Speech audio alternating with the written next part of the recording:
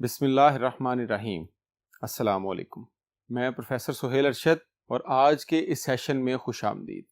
Students, आज के इस सेशन के अंदर हम चैप्टर नंबर 10 का लेक्चर नंबर 4 डिस्कस करेंगे। प्रीवियसली इस चैप्टर के अंदर जो चीज़ें हमने डिस्कस की वो क्या थी? इसमें हमने प्रिंट एफ को डिस्कस किया। हमने पढ़ा कि प्रिंट एफ जो है वो आउटपुट स्टेटमेंट है। प्रिंट एफ का जो सिंटैक्स है उसके अंदर फॉर्मेट स्ट्रिंग होता है हमारे पास, कॉमा के बाद हम वेरिएबल्स की लिस्ट लिखते हैं। फिर हमने देखा कि ये जो फॉर्मेट स्ट्रिंग है ये तीन चीज़ों से मिलकर बनता है: text, format specifier, escape sequence. ये जो टेक्स्ट है हमारे पास ये डबल कोट्स के अंदर लिखते हैं। ये जिस तरह लिखा जाता है वैसे का वैसे ही प्रिंट हो जाता है। फिर हमने पढ़ा फॉर्मेट स्पेसिफायर क्या है। कल हमने फॉर्मेट स्पेसिफायर को लास्ट लेक्चर के अंदर बहुत डिटेल से देखा। हमने देखा फॉर्मेट स्पेसिफायर क्या है, उसमें परसेंटेज सिंबल क्या करता है, डी का क्या मतलब है, एफ का क्या मतलब है, आई का क्या मतलब है। उसके बाद हमने परसेंटेज और डी के दरमियान जो फील्ड विड्थ थी उसको देखा कि फील्ड विड्थ जो है वो किस तरह से काम करती है, फील्ड विड्थ की टाइप्स कौन कौन सी होती हैं। आज का जो हमारा टॉपिक है वो एस्केप सीक्वेंसेस का है। एस्केप सीक्वेंसेस क्या होते हैं? स्टूडेंट्स, एस्केप सीक्वेंसेस जो हैं ये हमारी आउटपुट की स्क्रीन के ऊपर हमारी आउटपुट को कंट्रोल करते हैं। जब हम स्क्रीन के ऊपर आउटपुट ले रहे होते हैं, अब वो आउटपुट जो है वो जिस तरह से लिखी जाती है एज इट इज प्रिंट हो जाती है। अब हम उसको अपनी मर्जी से कंट्रोल करना चाह रहे हैं, उसको अपनी मर्जी से फॉर्मेट करना चाह रहे हैं, तो हम क्या यूज करते हैं वहां पे? एस्केप सीक्वेंसेस यूज करते हैं। उसके बाद जो एस्केप सीक्वेंस है ये कॉम्बिनेशन होता है एक बैकस्लैश का और एक सिंगल कैरेक्टर का। जिस तरह स्लैश एन, स्लैश टी, हमने लास्ट टाइम भी एग्जांपल्स में पढ़ा, इनकी हम प्रॉपर वर्किंग अभी देखेंगे नेक्स्ट बोर्ड के ऊपर। ये जो सिंगल हमारे पास बैकस्लैश है, अच्छा बैकस्लैश में अक्सर स्टूडेंट्स गलती करते हैं। बैकस्लैश का मतलब है जो ऊपर वाली साइड से पीछे को हो। अक्सर स्टूडेंट ये वाली स्लैश की जगह ये वाला स्लैश प्रोग्रामिंग में यूज करते हैं और उनको एरर फेस करना पड़ता है और वो वहां पर अटक के रह जाते हैं। आप चूंकि घर में प्रोग्रामिंग कर रहे हैं, आप घर के अंदर इसकी प्रैक्टिस कर रहे हैं, तो आपने कोशिश करनी है कि आप इस चीज का ध्यान रखें कि जब भी आप स्लैश यूज करेंगे वो फॉरवर्ड स्लैश नहीं होगी, वो बैक स्लैश होगी। फॉरवर्ड स्लैश यूज करने से आपको प्रॉब्लम्स आएंगी। उसके बाद ये जो बैक स्लैश है इसको हम कहते हैं कंट्रोल कैरेक्टर। ये आपके एमसीक्यू का पॉइंट है। आपसे एमसीक्यू उसके अंदर पूछा जा सकता है कि बैक स्लैश को हम क्या कहते हैं। उसके बाद बैक स्लैश के बाद ये जो कैरेक्टर लिखा हुआ है सिंगल कैरेक्टर, इसको हम क्या कहते हैं? Code character. तो हमारे पास दो चीजें होगी, बैक स्लैश को हम कह रहे हैं कंट्रोल कैरेक्टर और जो कैरेक्टर लिखा हुआ है उसको हम क्या कह रहे हैं? Code character. तो ये कंट्रोल कैरेक्टर और कोड कैरेक्टर से मिलकर क्या बनता है? हमारा एस्केप सीक्वेंस बनता है। एस्केप सीक्वेंसेस जो है ये कंट्रोल स्ट्रिंग के अंदर इस्तेमाल किए जाते हैं। जिस तरह कि हमने यहां पर देखा कि ये जो कंट्रोल स्ट्रिंग या फॉर्मेट स्ट्रिंग है इसके अंदर हम इनको इस्तेमाल करते हैं। और ये जो एस्केप सीक्वेंसेस हैं इनको हम प्रिंट एफ में लिखते जरूर हैं, लेकिन ये स्क्रीन के ऊपर प्रिंट नहीं होते। प्रिंट एफ के अंदर लिखी हुई जो चीजें स्क्रीन के ऊपर प्रिंट नहीं होती वो कौन सी है? हमारे पास एस्केप सीक्वेंसेस कहलाती हैं। चलिए आइए नेक्स्ट बोर्ड पर एस्केप सीक्वेंसेस की कुछ एग्जांपल्स को देखते हैं और इसको डिटेल से समझते हैं कि कौन सा एस्केप सीक्वेंस जो है वो किस पर्पस के लिए है, कौन सा एस्केप सीक्वेंस जो है वो किस पर्पस के लिए है। स्टूडेंट्स, यहां पर हमारे पास कुछ एस्केप सीक्वेंसेस हमें लिखे हुए नजर आ रहे हैं। सबसे पहला एस्केप सीक्वेंस हमारे पास जो है एस्केप सीक्वेंस वो हमारे पास स्लैश एन है। स्लैश एन क्या है? स्लैश एन हमारे पास न्यू लाइन में आने के लिए है। जब हम ये एस्केप सीक्वेंस प्रिंट एफ के अंदर इस्तेमाल करेंगे तो हमारा कर्सर जो है वो ऑटोमेटिकली कहां आ जाएगा? नई लाइन के अंदर आ जाएगा। बिल्कुल उसी तरह से जिस तरह से कीबोर्ड का आपका जो एंटर का बटन है वो आपको नेक्स्ट लाइन में ले आता है, तो स्लैश एन जो है वो आपको कहां पर ले आता है? नेक्स्ट लाइन के अंदर ले आता है। इसका यूज करके देखते हैं। फॉर एग्जाम्पल मैंने प्रिंट एफ में लिखा स्टेप। अच्छा, अब ये जब मैंने प्रिंट एफ में स्टेप लिखा तो ये हमारी स्क्रीन पर किस तरह से प्रिंट होगा? स्क्रीन पर ये इस तरह लिखा आएगा, लेकिन मैं चाहता हूं ये स्क्रीन पर इस तरह से लिखा ना आए। मैं चाहता हूं ये स्क्रीन पर इस तरह से लिखा आए। तो उसके लिए मुझे क्या करना पड़ेगा? मैं प्रिंट एफ के अंदर क्या यूज करूंगा? स्लैश एन यूज करूंगा। चलिए इसकी एग्जांपल देखते हैं। प्रिंट एफ एस, उसके बाद मैं लगाऊंगा यहां पे स्लैश एन, उसके बाद टी,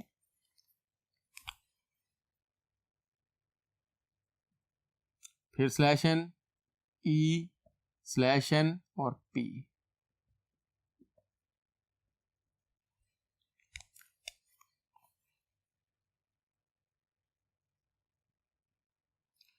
अब ये होगा क्या कि S प्रिंट हो जाएगा, उसके बाद स्लैश एन से हम नेक्स्ट लाइन में आ जाएंगे, फिर T प्रिंट हो जाएगा, फिर स्लैश एन से नेक्स्ट लाइन में आएंगे और E प्रिंट होगा, और फिर स्लैश एन से नेक्स्ट लाइन में आके P प्रिंट होगा। और P के बाद चूंकि हमने नेक्स्ट लाइन में आने की जरूरत नहीं है तो इसलिए मैंने उसके बाद स्लैश एन नहीं लगाया। अगर मैं इसके बाद भी स्लैश एन लगा देता तो मेरा कर्सर जो है वो यहाँ पर लाई कर रहा होता, तो नेक्स्ट आउटपुट जो है वो यहाँ पर आती। जो नेक्स्ट एस्केप सीक्वेंस हम बहुत ज्यादा इस्तेमाल करें, स्लैश एन का एस्केप सीक्वेंस जो है वो बहुत ज्यादा इस्तेमाल करेंगे। जो दूसरा एस्केप सीक्वेंस ज्यादा इस्तेमाल होने वाला है वो हमारे पास स्लैश टी का है। टी कहते हैं टैब को। टैब का क्या मतलब है, अगर हम अपनी आउटपुट की जो स्क्रीन है उसके ऊपर इसकी जो आउटपुट है उसको कुछ इस तरह से देखना चाहें,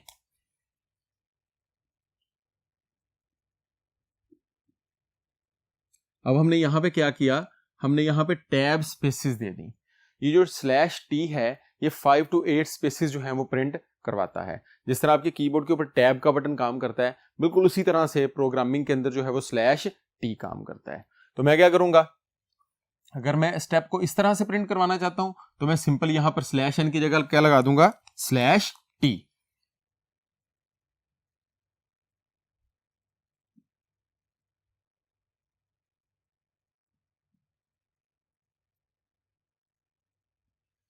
तो ये आपके पास स्टेप जो है वो इस तरह से प्रिंट हो जाएगा।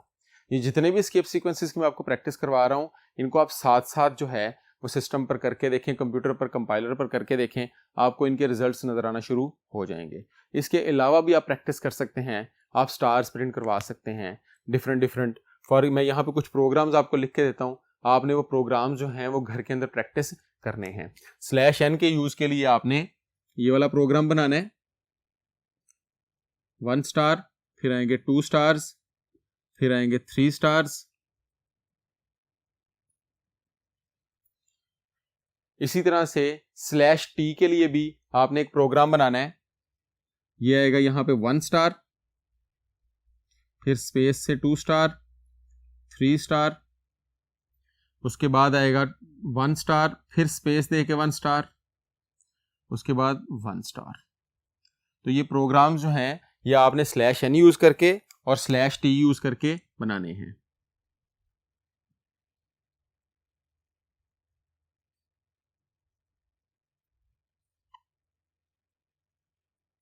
इस प्रोग्राम में आपका स्लैश एन और स्लैश टी दोनों इस्तेमाल होंगे। तो ये दोनों प्रोग्राम्स की आपने जो प्रैक्टिस है वो कर लेनी है नेक्स्ट लेक्चर से पहले। उसके बाद नेक्स्ट जो हमारा एस्केप सीक्वेंस है वो है बैक स्पेस का। बैक स्पेस का एस्केप सीक्वेंस क्या करता है, जिस तरह आपकी कीबोर्ड के ऊपर बैक स्पेस का बटन होता है जो एक करैक्टर को रिमूव कर देता है, उसी तरह से ये एस्केप सीक्वेंस भी काम करता है। चलिए इसकी जरा वर्किंग देखते हैं। मैं यहां पे लिखता हूं प्रिंट एफ,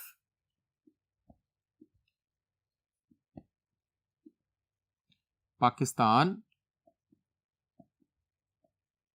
उसके बाद मैं यहां पर लगा देता हूं जी स्लैश बी।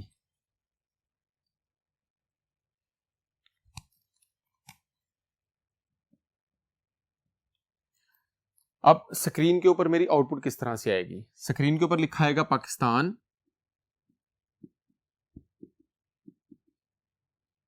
उसके बाद ये स्लैश बी जो है ये लास्ट जो एक करैक्टर लिखा हुआ है उसको क्या कर देगा, रिमूव कर देगा यहां से। तो ये पाकिस्तान में से एन क्या हो जाएगा, रिमूव हो जाएगा। ये क्या करता है, 1 करैक्टर को रिमूव। अगर मैं यहां पर ये स्लैश बी 2 दफा इस्तेमाल करता तो 2 करैक्टर्स रिमूव हो जाते, 3 दफा इस्तेमाल करता तो 3 करैक्टर्स रिमूव हो जाते। इसकी भी आपने प्रैक्टिस करके लाजमी देखनी है। नेक्स्ट जो हमारे पास एस्केप सीक्वेंस है वो है कैरिएज रिटर्न। कैरिएज रिटर्न का जो एस्केप सीक्वेंस है इसमें अक्सर कंफ्यूजन होती है स्टूडेंट्स को। इसमें से जब आउटपुट्स पूछी जाती हैं तो वो नॉर्मली उनको समझ नहीं आ रही होती कि इसकी आउटपुट किस तरह से आएगी। इसको अगर आप गौर से देखें मैं एक एग्जांपल से आपको समझाता हूं, आपको ये बिल्कुल एग्जैक्टली क्लियर हो जाएगा कि किस तरह से इसकी आउटपुट जो है वो आएगी। मैं यहां पे अगर /b की जगह /r लिख दूं, अब ये कैरिएज रिटर्न आपके कीबोर्ड के ऊपर होम के बटन को कहते हैं। होम का बटन क्या करता है, आपका कर्सर जहां मर्जी हो उसको उठा के लाइन के स्टार्ट में ले आता है। अब होगा क्या, यहां पे प्रिंट होगा पाकिस्तान, और इस /r की वजह से हमारा जो कर्सर है वो यहां पे स्टार्ट में इधर आ जाएगा, यानी कि आपका कर्सर जो है वो फर्स्ट कैरेक्टर के नीचे आ जाएगा। अब यहां तक तो कोई प्रॉब्लम नहीं हुई, कोई कंफ्यूजन नहीं हुई, लेकिन अगर मैं इसी printf के साथ एक और printf लिख देता, मसलन ये मैं इसको यहां से रिमूव करता हूं, इधर मैंने 2 printf लिख दिए, यहां पे मैंने लिख दिया LHR। अब होगा क्या, अब पहले पाकिस्तान प्रिंट होगा,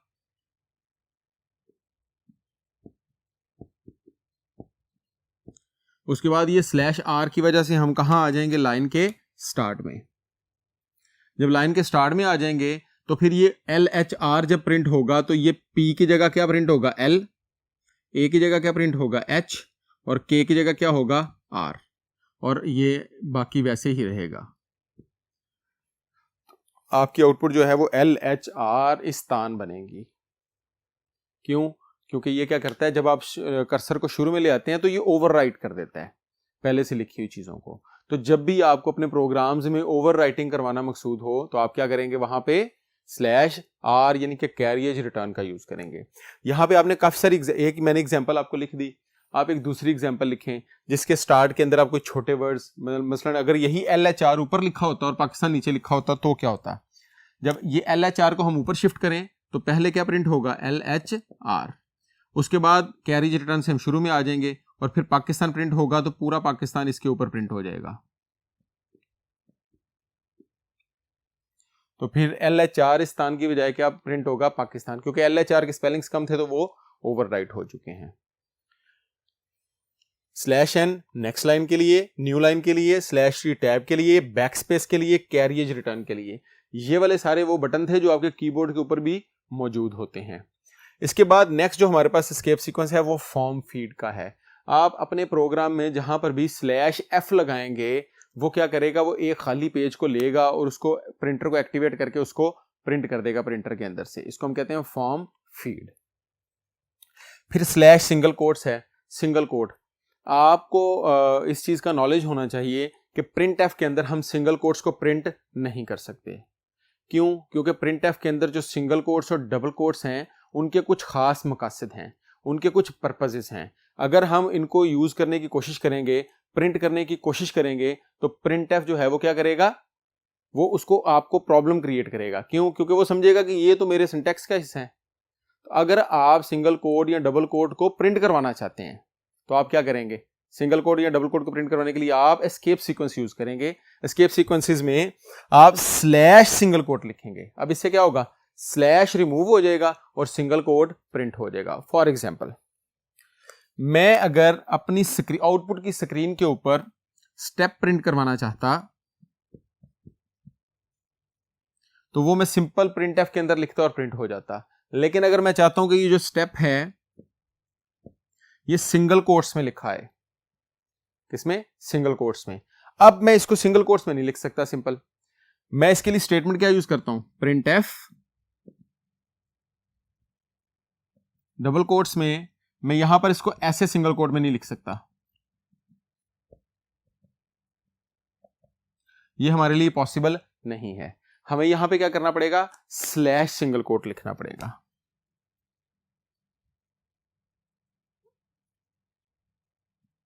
अब इससे क्या होगा, ये / रिमूव हो जाएगी और स्क्रीन पर प्रिंट होगा सिंगल कोट्स के अंदर स्टेप। ये वाली / रिमूव हुई, ये सिंगल कोट प्रिंट हो गया, और ये वाली / रिमूव हुई और ये वाला सिंगल कोट प्रिंट हो गया।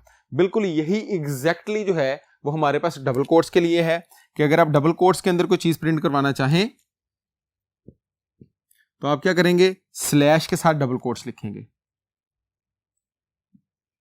ये इसी तरह से वो डबल कोट्स क्या हो जाएंगे, प्रिंट हो जाएंगे, और स्लैश क्या हो जाएगा, रिमूव हो जाएगा। इसी तरह से अगर आप बैक स्लैश प्रिंट करवाना चाहें, बैक स्लैश भी जो है वो हम अपनी प्रोग्रामिंग में प्रिंट एफ के अंदर प्रिंट नहीं करवा सकते, क्योंकि वो बैक स्लैश तो क्या है, कंट्रोल कैरेक्टर है, वो हम इसको प्रिंट नहीं करवा सकते। प्रिंट करवाना चाहेंगे तो सेम प्रोसीजर है, हम डबल कोट्स की जगह क्या लिख देंगे, 2 दफा बैक स्लैश लगा देंगे। अब ये 2 दफा जो बैक स्लैश लगी हुई है ये क्या करेगी, ये 1 दफा बैक स्लैश को प्रिंट करवा देगी और 1 दफा उसको रिमूव कर देगी, क्योंकि वो एस्केप सीक्वेंस का पार्ट है। ये स्टूडेंट्स हमारे पास कुछ एस्केप सीक्वेंसेस थे, मैंने कुछ घर में आपको बनाने के लिए इनके प्रोग्राम्स भी दिए। आप इसी पाकिस्तान को डिफरेंट तरीके से प्रिंट करवा सकते हैं। फॉर एग्जांपल घर में जब आप प्रैक्टिस करेंगे तो आप पाकिस्तान को इस तरह से प्रिंट करवा कर देखें,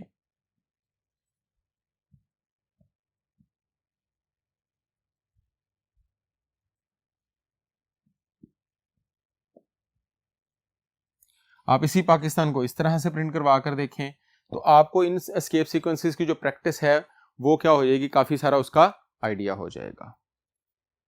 एस्केप सीक्वेंसेस का जो टॉपिक है वो यहां पर हमारा खत्म होता है। इसके बाद हम नेक्स्ट बोर्ड पर मूव करते हैं और कुछ नेक्स्ट टॉपिक्स को डिस्कस करते हैं। स्टूडेंट्स, चैप्टर नंबर 10 के अंदर अभी तक हमने आउटपुट स्टेटमेंट को डिस्कस किया कि आउटपुट स्टेटमेंट क्या होती है, वो किस तरह से यूज की जाती है, उसके अंदर कौन कौन सी चीजें पाई जाती हैं। अब जो नेक्स्ट टॉपिक है हमारा वो हमारे पास इनपुट स्टेटमेंट्स का है। इनपुट स्टेटमेंट क्या है, इनपुट स्टेटमेंट्स हमारे पास वो स्टेटमेंट्स होती हैं जो हम यूजर से लेकर प्रोग्राम को देते हैं, यानी कि जो डाटा हम प्रोग्राम को दे रहे होते हैं उनको हम कहते हैं हमारे पास क्या है, इनपुट स्टेटमेंट्स होती हैं। और जो स्टैंडर्ड इनपुट स्टेटमेंट है वो कौन सी है, जो हम कीबोर्ड के थ्रू देते हैं, क्योंकि कीबोर्ड हमारे पास स्टैंडर्ड इनपुट की डिवाइस है। इस टॉपिक के अंदर इसकी 2 टाइप्स हैं, एक को हम कहते हैं हमारे पास डिजाइन टाइम इनपुट, एक को हम कहते हैं run time input. Design time input कौन सी होती है, ऐसी इनपुट जो प्रोग्रामर देता है। कौन देता है, programmer, at the time of design, at the time of coding. ऐसी इनपुट जो हम अपना प्रोग्राम बनाते हुए देते हैं। जिस तरह से अभी तक हमने जितनी भी एग्जांपल्स देखी वो सारी की सारी किसकी थी, वो सारी की सारी डिजाइन टाइम इनपुट की थी। इसको हम प्रोग्रामर इनपुट कहते हैं, इसको हम डिजाइन टाइम इनपुट कहते हैं, ये आपसे एमसीक्यूज में पूछा जाता है। फॉर एग्जाम्पल मैंने जब लिखा int x is equal to 5, अब ये मैंने x को यहां पर क्या असाइन कर दिया, मैंने एक वेरिएबल यहां पर डिक्लेयर किया जिसका नाम था x और इसको मैंने 5 असाइन कर दिया। अब ये इनपुट जो है ये आप जितनी दफा भी प्रोग्राम चलाएंगे ये उसके अंदर हमेशा सेम रहेगी। मतलब मैंने इनपुट बनाकर एक दफा दे दी। आप इमेजिन करें कि आप किसी से सॉफ्टवेयर खरीदें कैलकुलेटर का, और जब भी आप उस कैलकुलेटर को ऑन करें तो वो 5 + 6 करे, जब भी आप उसको ऑन करें वो 5 + 6 करे। क्यों, क्योंकि प्रोग्रामर ने उसके एक वेरिएबल में आंसर रखी हुई थी वैल्यू 5 और एक के अंदर रखी हुई थी वैल्यू 6। अब आप जब कैलकुलेटर चलाएंगे वो 5 + 6 का आंसर दे देगा। तो ऐसा कैलकुलेटर हमारे पास कोई भी नहीं होता। ये हमने अभी तक सिर्फ प्रैक्टिस के लिए किए हैं। ये वहां पर यूज की जाती हैं जहां पर हमें पता हो कि यार ठीक है इस वेरिएबल को वैल्यू दे दी, अब ये जो वेरिएबल की वैल्यू है ये हमने चेंज नहीं करनी। लेकिन प्रोग्राम्स ऐसे नहीं होते, प्रोग्राम्स इंटरैक्टिव होते हैं। वो कुछ आपसे पूछते हैं, आपको कुछ बताते हैं, उसको हम कहते हैं रन टाइम इनपुट। ऐसी इनपुट जब प्रोग्राम चल रहा होता है वो आपसे मांगता है। आप कैलकुलेटर स्टार्ट करें, जब आप कैलकुलेटर स्टार्ट करेंगे तो वो आपसे पूछेगा हाँ जी पहला डिजिट एंटर करें जी, आप फर्स्ट डिजिट एंटर करेंगे, फिर आप उससे कोई साइन प्रेस करेंगे, फिर वो आपसे सेकंड डिजिट मांगेगा, आप वो प्रेस करेंगे तो वो क्या कर देगा, उनको कैलकुलेट करके आपको आंसर दिखा देगा।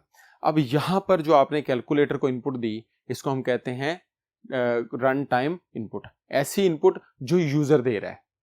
आप तो प्रोग्रामर हैं, आप तो कोडर हैं, आप तो सॉफ्टवेयर बना रहे हैं, आपने इनपुट नहीं देनी, आपने ऐसा कोड लिखना है, ऐसा प्रोग्राम बनाना है कि जब यूजर उस प्रोग्राम को चलाए तो आपका कोड उससे इनपुट पूछे, वो इनपुट दे और वो वाली इनपुट जो है उसके ऊपर कैलकुलेशंस परफॉर्म की जाए। इस इनपुट को हम कहते हैं रन टाइम इनपुट और ज्यादातर हम यही इस्तेमाल करेंगे। ये ऐसी इनपुट है जो during the execution of program दी जाती है। अब इस इनपुट को देने के लिए हमारे पास कुछ फंक्शंस इस्तेमाल होते हैं जिसमें हमारे पास scanf है, getch है, getChe है। इन तीनों फंक्शंस के अपने अपने काम हैं। अपने आने वाले लेक्चर्स के अंदर हम इनकी डिटेल देखेंगे कि getch कहां पर इस्तेमाल होगा, getche कहां पर इस्तेमाल होगा, scanf कहां पर इस्तेमाल होगा, इनके पर्पसेस क्या हैं, इनका सिंटैक्स क्या है, हम इनको किस तरह से इस्तेमाल कर सकते हैं। आज के टॉपिक में मैंने आपको सिर्फ इनपुट का इतना ही बताया है कि इनपुट क्या है जो हम यूजर से लेंगे। जो यूजर से लेंगे उसको वो दो तरह की इनपुट होगी। एक यूजर वो है जो प्रोग्रामर है, वो जो प्रोग्रामर इनपुट देगा बनाते हुए उसको हम कहेंगे ये हमारे पास कौन सी है, ये हमारे पास डिजाइन टाइम इनपुट है या प्रोग्रामर इनपुट है। दूसरी इनपुट कौन सी थी, रन टाइम इनपुट, जो कौन देगा, यूजर देगा। कब, जब वो प्रोग्राम को चला रहा होगा। वो आप प्रोग्रामर हैं, आप वो इनपुट नहीं देंगे। तो आपने बस आज इतना याद रखना है कि इनपुट की कितनी टाइप्स हैं, दो टाइप्स हैं हमारे पास। एक को हम कहते हैं डिजाइन टाइम और एक को हम कहते हैं रन टाइम। रन टाइम के जो डिफरेंट फंक्शंस हैं उनको आने वाले लेक्चर्स के अंदर हम दोबारा डिस्कस करेंगे। उम्मीद है आज का जो लेक्चर है वो आपको क्लियर हो गया होगा। इंशाल्लाह ताला नेक्स्ट लेक्चर में दोबारा मुलाकात होगी। तब तक अपना ख्याल रखें। अल्लाह हाफिज।